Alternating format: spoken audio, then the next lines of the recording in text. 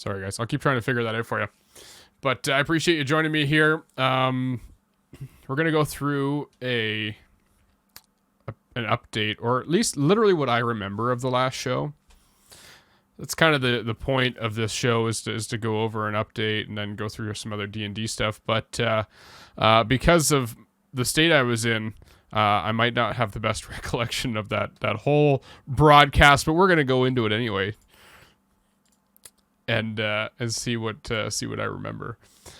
So right off the bat, we finished that fight, and Barack tried to immediately go see, after taking care, him and Cypher took care of some of the wounded. We had Wawatesi and Griorn trying to salvage some parts of the animals or aurochs that had been slain.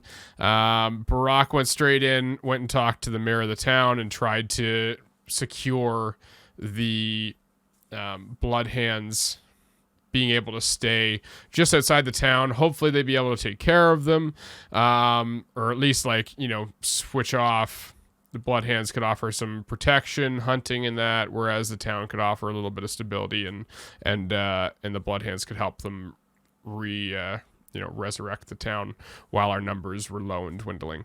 That also freed us up as characters to go and go on a new quest or a new journey to figure out some other things about the geodes and try and get some answers for ourselves. So from there, we also had Cypher talk to Dolva, which was an interesting conversation, and tell him that they didn't like the fact that we raided as a community, as the Bloodhand tribe did, to make our living.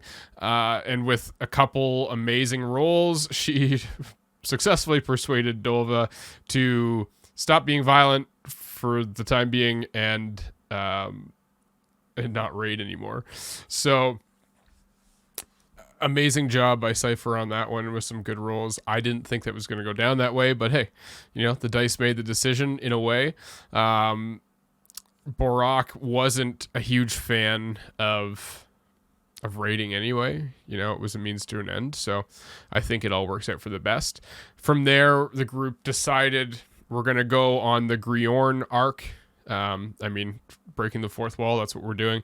We're doing, Griorn's arc, as well as trying to figure out what is happening with these geodes, or if this, magic rock of some sort that he's after is going to be something that is tied into the geodes, or something that's going to help us out, or is going to give Griorn, some sort of abilities, maybe a power up or level up.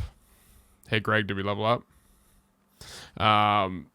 So that we can possibly have a better turnout or better luck with these geodes and that stuff. So off we went. We stopped the stone in the sand. Thank you, Ethan. So off we went that way. Down south, we hit the Dragon Trading Post. We had a saucy little talk with Austere, as usually does happen. We once again, alluded to the fact that we blew up his portal / barn, kind of on the nose style, and left from there to head down south. Now, this is where things got interesting, and I know that I was in rough shape by this point. I sounded like Batman for most of the stream. That wasn't, excuse me, on purpose. That was because of that. But we ran into that group of bards. Peter did an amazing job with the characters. I love his NPCs. He does such a great job with that. But these people worry me. I do not trust these people. I think something's going to happen. I don't trust you, Peter, if you're listening. I don't see you in the group chat, but that's all right. You might listen to this later. I'm Batman. Yes, I'm the knight. But I don't trust these dudes or people at all. Tieflings and stuff. They ended up being super nice. So they, invited the group in.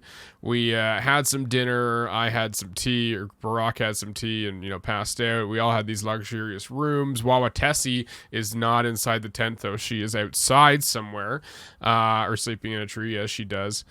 But I'm really interested to see what happens next session, to see if Peter fucks with us a little bit. And what we might have just gotten ourselves into. I guess we will find out. So there's our question to you guys in the chat. What do you think is going to happen once next session starts? Do you think these people or this group of bards are harmless and it's just a nice waypoint, and maybe they're NPCs that we talk to or are familiar with later on? Or do you think that they've trapped us now and we have to find our way or fight our way out of this, or they're after something that we might have? Let me know what you think in the chat as we're going. I'll try and keep an eye on it and talk while we go along.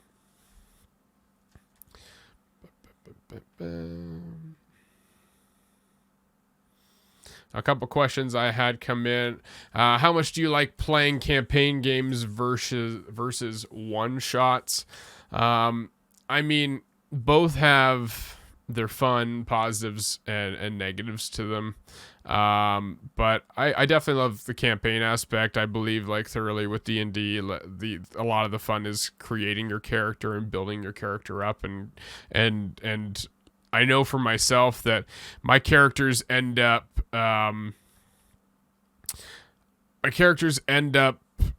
kind of growing with me as the game goes along. So, my first few sessions, I'll have an idea of a character and a backstory or something like that. But until I get into the game and until I start speaking in their voice and until I start interacting and that stuff, I don't really come up with their personality until that is maybe 5, 6, 7, 8 sessions in, and even then it kind of keeps growing from there. As I've said previously, Barack started from an old character that I had in another campaign, and he really changed and evolved from a number of sessions I had, and even with the show starting, who he was in the first episode or second episode is a little bit different than he is now. But he's got his mannerisms and the way he talks and song and cowboy and all that kind of stuff that was never planned. It just kind of naturally and organically flowed that way with how I was going with it. So, yeah. And then on the other side of that, one-shots are a lot of fun to play those one-off ridiculous characters that you don't want to be stuck with for a full campaign. But you're fine being a complete fool with for, 1 or 2 sessions, and you can ham it up and be someone absolutely ridiculous, like a backwoods hillbilly just coming on, woohoo, all right, we're gonna fire guns, and just doing stuff like stupid stuff like that. That's what I love one shots for. They it just gives you a lot of room to play with fun, interesting characters that you might not otherwise play. Such as, I think Greg had my favorite one shot character, that I was the DM for it. We did a Halloween one shot a couple years ago. And he played a character that was a barbarian that thought he was a sorcerer, and so he was useless the whole time. He didn't actually make an attack because he kept on trying to cast firebolt and spells like that, and nothing would happen. He'd just fail, and he worked it with me to. Basically, like, on a natural 20, the spell would actually work, and everything other than that, it would be a complete fail. So he never rolled a 20, and he just failed at every attack.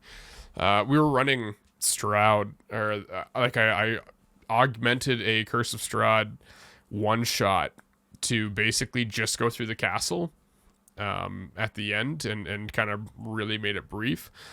But it was a lot of fun, and that was probably my favorite one-shot character. Hi, Ben. How's it going, man? Thanks for joining us. I'm glad you came in here. This is Dungeons, Dragons, and Mics. We talk about D&D in general. We talk about the Dungeons, Dragons, and Dice show. I talk about a bunch of, or people ask me questions. If you have any questions in the chat, feel free to ask away. I'm still trying to figure out, or we're trying to figure out what the show exactly is. Each week it's going to get a little more interesting. I'm going to have more guests on and that stuff, but for the next little bit, until Christmas time, I think it's just going to be me hanging out and chatting with everybody here, going over what the show, what happened on the show. We got my dog in the back who still has his cone on. He doesn't hate me, I promise. I don't abuse him. And awesome, Ben, you're new to D&D? That's great. And I believe I saw that, I'm sorry, WrestleGamer, I don't know your name, but you've never played D&D, and so this might be a little confusing or new to you as well. But that's all right. That's what we're here for. So for you guys, if you want to check out, it scares you? Yeah, it's a lot, man. It's a lot. It gets you. It really, it sucks you in. It sucks you in. What it does, makes you obsessed. I mean, I went through 2 full campaigns of Critical Role, which is like 100 and some episodes that are all 4 hours long. Thank God I drive a lot for work, so that's what helped me out. Je ne sais quoi. Je ne sais quoi. I'm just going to say je ne sais quoi because it's more fun. What is an artistic expression you'd love to see a bard be modeled after besides music? Well, I think there's a few ways this can go. I think making like an actual jester, like a courtroom jester, like a comedic jester that's ridiculous might be kind of fun. You could do some interesting things with that. Also like an interpretive dancer or like a dance fighter, like someone or a character that does like capoeira, or like, a Brazilian dance fighting or like cool stuff like that. That might be an interesting spin on a bard, because you could like kind of do a monk bard in that scenario, and that might be kind of cool. So that would be the more fun expression for me. Matador might be cool too, but I now you kind of make me wanna. I might have to look into a dance fighting bard for a one shot or for a future character, because that just sounds interesting. What are the classes for D&D? All right, Ben, there's a few of them. I off the top of my head, sorcerer. I'm so sorry. Sorcerer, ranger, fighter, barbarian, bard, wizard, other ones, rogue. They're all heavily customizable. You're basically able to do or play whomever you'd want. You can fit a lot of subclasses underneath the classes for D&D. And so WrestleGamer, social anxiety and pressure, I totally get that, man. Or woman, sorry, I'm not too sure, but it's hard if you haven't been able to find a group that is accepting. I was very lucky we were all lucky as a group with the Derpwood and Dungeons, Dragons, and Dice to have a good group of supportive newer characters. When we first got together 3 or 4 years ago, most of us hadn't played too much D&D, and so we got pretty comfortable with each other, and as that comfort comes, then comes you being able to play, do accents and fun stuff like that. If you don't have a group that is that inclusive, then it can be a little more difficult. But one of the best things about D&D is if you can find that group, or if you can find some people to play with, it's really easy for you to be able to improve your social anxiety or like social skills, problem solving. You're doing so much in the game, just by playing it, that it really helps out. You got to be quick on your feet. You got to be good with, or you don't have to, but it helps you being better at just making stuff up off the cuff in conversations, helping by playing through a character. You don't necessarily have to be yourself, but you're improving skills that are valuable in life. And that's why I'll always be a big fan of D&D, is because, it really does. If you could just pad the resume with D&D stuff without saying that it was D&D that you played, it's all beneficial.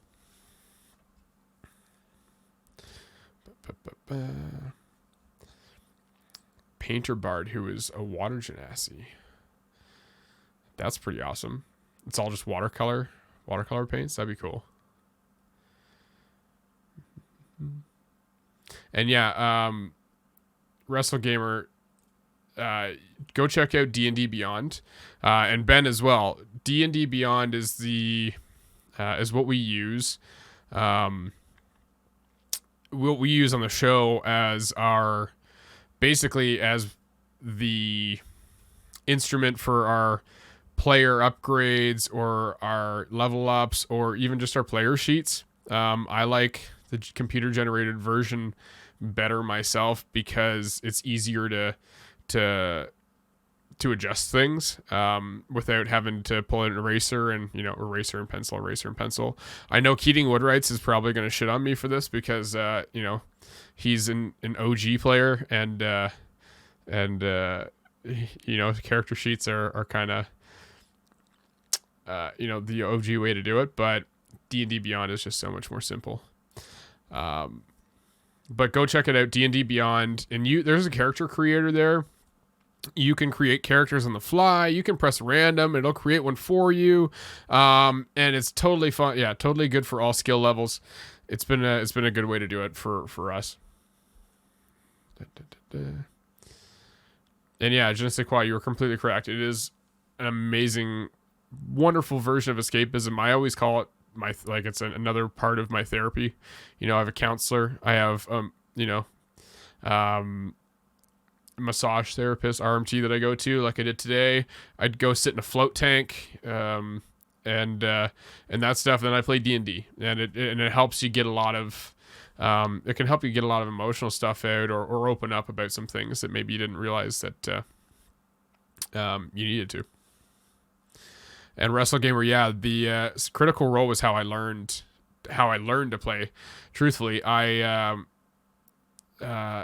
started listening, and by the time I got to a table, I had already gotten through a lot of campaign 1, and so I already knew kind of what I was doing. It just took us getting together and playing to be able to fully understand the game and know what was going on with it, because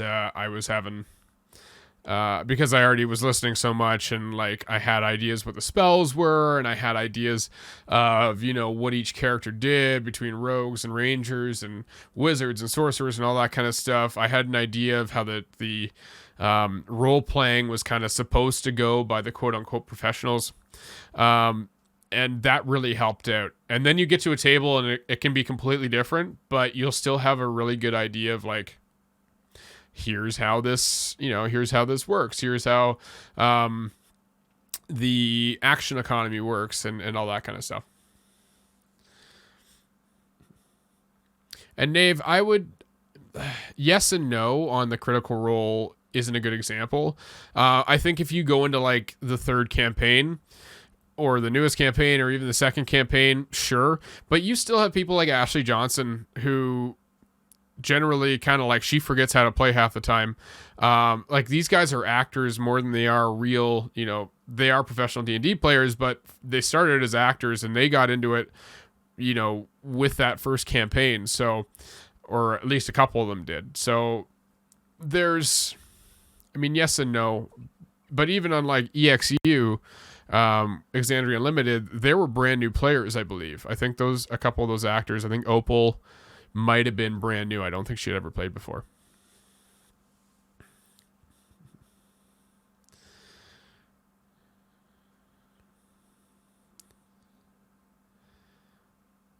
Telekinesis, you'd be the male version of Elle from Stranger Things. Who, me? Maybe. Hey, Jeannie, how's it going? Shadow Hunter, how's it going? And Wrestle Gamer, yeah, the confidence level 0. I get it, man. I totally get it. It's and that's just something that I'm trying to think of what could be good for that, because I know it's hard to get yourself out there. I always have been like a little bit more of a socially awkward person when it comes to online stuff or like reaching out to people and all that. But let's see if we can, you're in the right community now for it. We're building a pretty awesome D&D community that's super inclusive. So you're on the right track. You're on the right track. I know in the future we're thinking about doing some group level stuff or even running some group one shots. So stick around with us and we'll see if we can get you, we'll get you out here and playing and, at least doing some Roll20 stuff, because Roll20 is a really great instrument to be able to play online, and you don't need die or you don't need anything if you don't want it. You can basically just, with an internet connection and a headset and Roll20, play a D&D.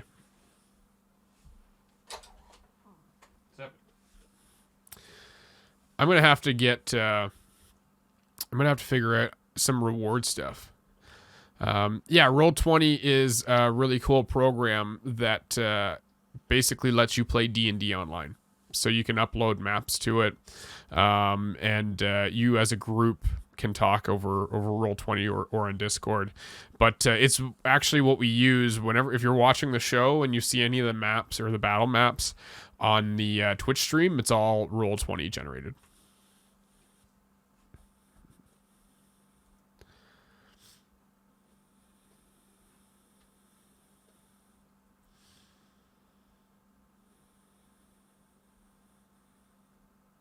And thank you, Jeannie. I'm so glad you think that. And lurk away. Feel free. Feel free. All right, what other questions we got here?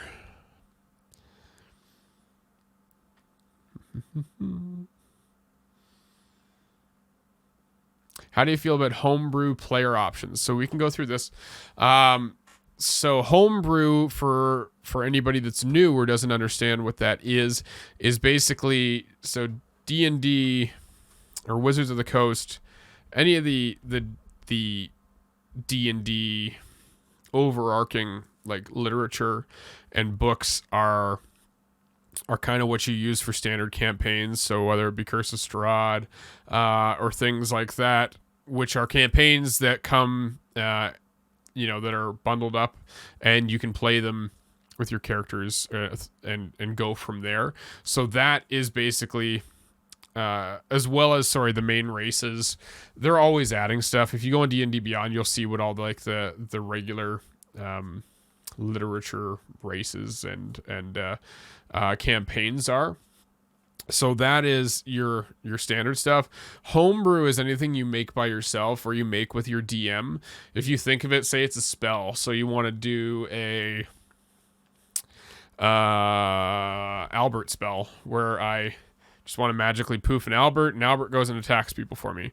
That would be a homebrew that I would make with Peter or your DM to make sure that everything nothing's overpowered. So, Albert has a 1d4 bite attack, and then a roll over and be cute charisma spell that will distract guards. That's what I've just made up. Albert is now a D&D weapon / character / companion, and none of you can tell me otherwise. But homebrew is anything you add on or make by yourself, or stuff like the rule of cool, which is if it sounds cool, then I'm going to give you a chance to do it.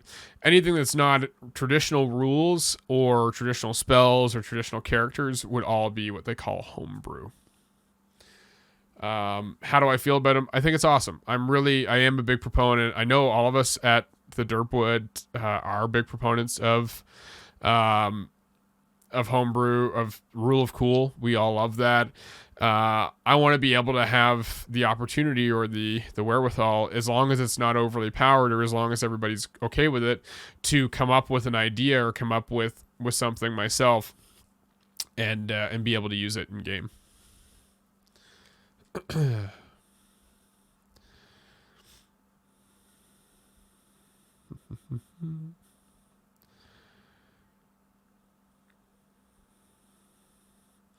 Phalanx, yeah, there's so what you do is you just have Roll20 open, and I believe that it's Beyond 20 is what it's called. You just get the Beyond 20 extension and add that in, and then whenever you have your character sheet open in D&D Beyond, and you have Roll20 open, you can just click on the attacks or click on whatever. It'll have like a little sign next to it, and it'll roll the dice for you or roll the attack for you, and it links seamlessly with Roll20.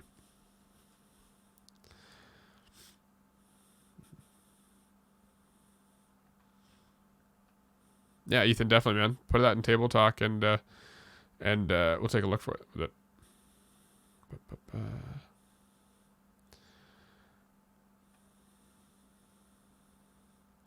So what are my feelings? So it's a question about intraparty conflict. So I think this can go a lot of ways. Generally, if there's a conflict inside of the party, I think it should be handled in game, but it needs to be talked about out of game to make sure that there's a resolution that's fine for both players.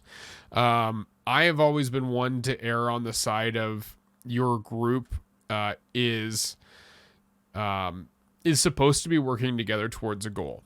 So there needs to be a little bit of meta there or like character give to be able to successfully make sure that happens.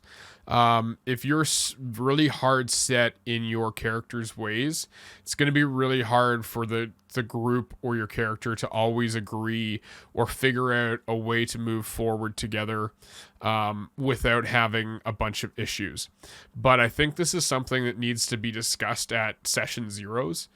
So for anybody that's new, a session 0 is a session that you have with your DM and the group before the campaign starts. It's where you go over the general rules or how you would like the campaign to progress and move forward. So basically, if there is going to be homebrew rules, if you want to be leveling up, every 3-4 sessions, if it's going to be milestones, if it's going to be XP for the level ups, if you want a dark campaign, if you are okay with murder and torture and stuff like that, or if you're not okay with that, if you want it to be high fantasy, if you want it to be in space, there's a lot of different ways that you need to go about your session 0 to really get kind of the rules of how the game is supposed to go forward. But what was that question again? Oh, intraparty conflict. Moving back to that, I do believe that there should be some natural conflict between characters, but it shouldn't be anything that's going to break the crew apart or be something that can't be possibly resolved within a couple sessions. There's obviously, there's a case in point with Cypher and Barak. In the last episode, Cypher didn't realize that the Bloodhands were a raiding tribe. Sorry, they're not a gang. That's just children. Children are gangs. Are a raiding tribe, and obviously with her character's background and the temperament, that wasn't going to be cool. So I think it was originally supposed to be a conversation maybe with me, but she went straight to Dolva, and with a few good rolls, she was able to persuade Dolva to not raid, at least for the time being. Now, that could have been a character conflict that she could have, or they could have, as a character, maybe as a rookie character being stubborn or set in their ways, could have went, I hate this. Rating's terrible. My character would never be on board with this. I'm out. I'm gone. Or if you don't change right now, that's it. That's not something that can be easily worked with, right? A stubborn, hard no answer isn't a good thing for a teamwork style improv type of a game. What I thought, Cypher did super well was broach the topic in a way that was, she was, or they were set in their morals, but at the same time open to the interpretation of Chief Dolva, myself, the Blood Hands, and all that kind of stuff. So, that was approached super well. That's how conflict should be dealt with. That's how, things should be escalated to a point. Hey, this is a concern. It's something that my character would be worried about, but also not something that's going to ruin the campaign or, throw everything off or cause the player to quit and all that kind of stuff.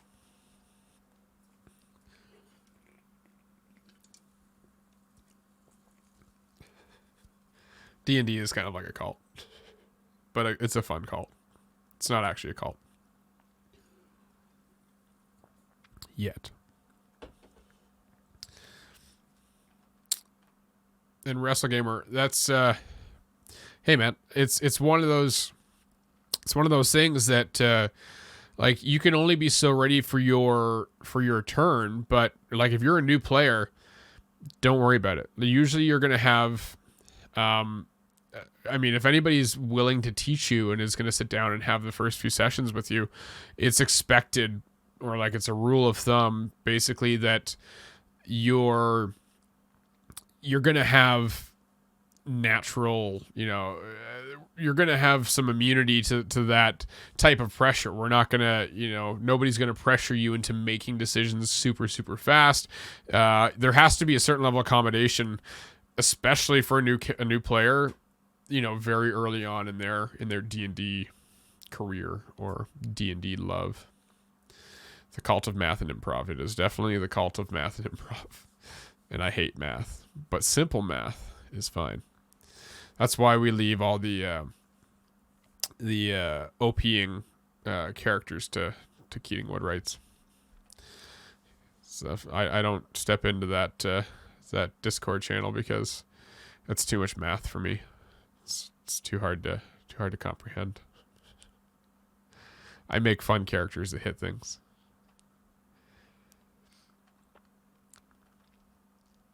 Well, if you can't make a decision, it really comes down to, at a time, you'll have to make a decision, but there aren't, if it's an attack decision, if you're a level 1 or level 2 character, there's only like maybe 2 or 3 moves you're going to be able to do anyway. If it comes to an actual decision, that's where you can bounce, like a player decision. That's where you can bounce it off, other players. That's the best thing you can do is ask your team or ask the people around you at the table, what your character would think. Thanks, John. Ty Wilson Power Games, yes. What your character would think, or what you think your character would do, or what you think your character would do in that group, in that position. Or just think, what would Ethan do? I don't know if that's going to help you, though. What would Barack do? That might not help you either. But yeah, definitely, like, the nice thing about D&D is, it's not you that has to make the decision. If you have a character, it's that character's decision. So you have a set way that character is supposed to act or react, or, they have a certain mindset. And that's what you should go off of. So it's not your decision anymore. You don't have to make it. It's your character's decision. There's a lot of things that Barack does that Ty Wilson would not do, but you pick the character's course of action because that's who you're there to play.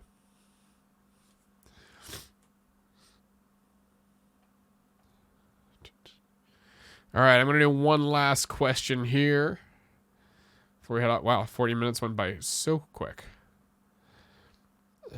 If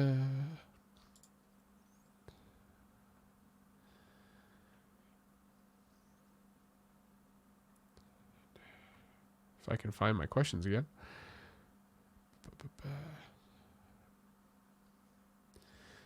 If my character wasn't an adventurer, what livelihood would they lead?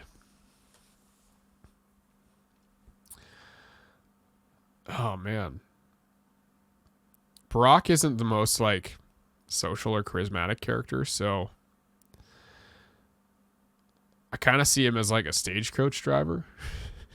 If that makes any sense.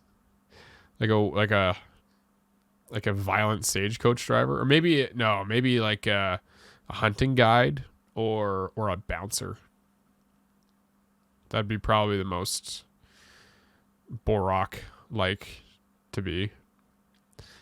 Kind of like maybe he'd be like Patrick Swayze in Roadhouse. That's just my, imagination wanting it to be that way. But it's a thought.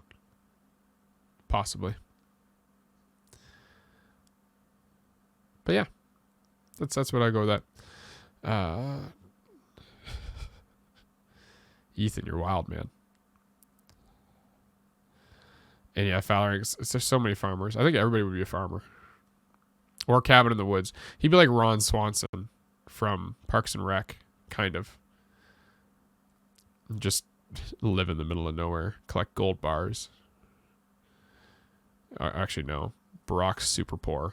He has no sense of money whatsoever. Instead of asking if we can level up, we should be asking Peter if we can just have more money now. Because Daddy needs a new bow.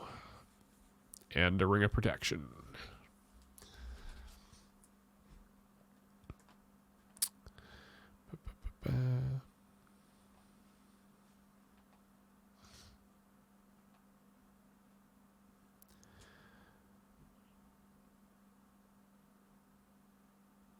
Oh, WrestleGate. Okay. If you didn't hear the answer there, I'll quickly just double back.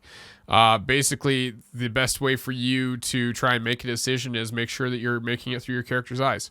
You're there to play a character who isn't necessarily yourself. So you might have a hard time making the decision, but the character, if you just go off of what their, laurels or what their vibe is, that's the best way to try and make a decision in game, or talk to the rest of the group that you're with and see what they think is the best decision for your character and play it off them.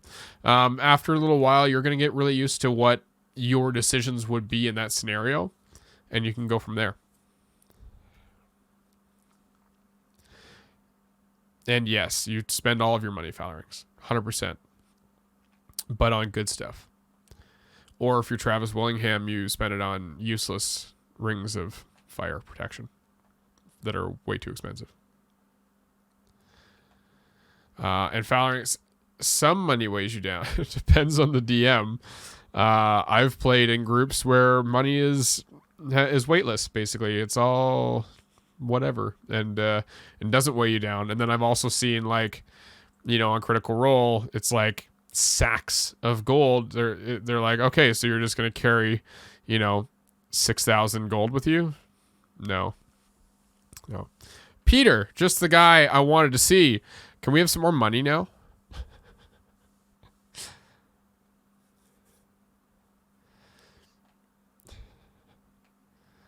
I'll stick around with Peter here for a second. Does anybody want me to do a Dear Barack? This is a thing that we're trying to... I realize that, yeah, you have been super cheap. I mean, we've been in the middle of the desert killing gnolls for a while, so...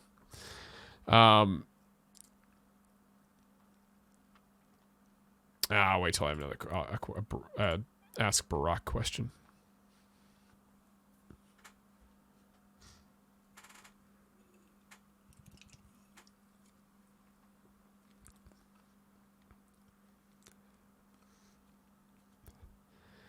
Do you want an Ask Barack question, John? Is that what you're saying? Let me see if I can find one.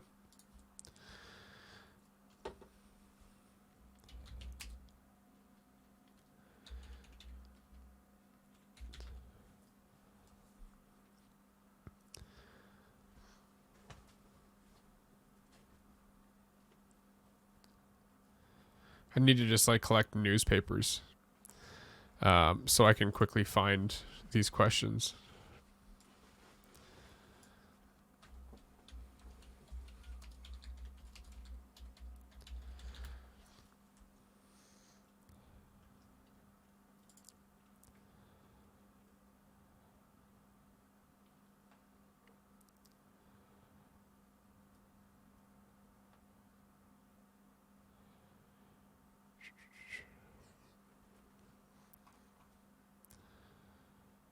Let's see here. All right. I think I'm onto something.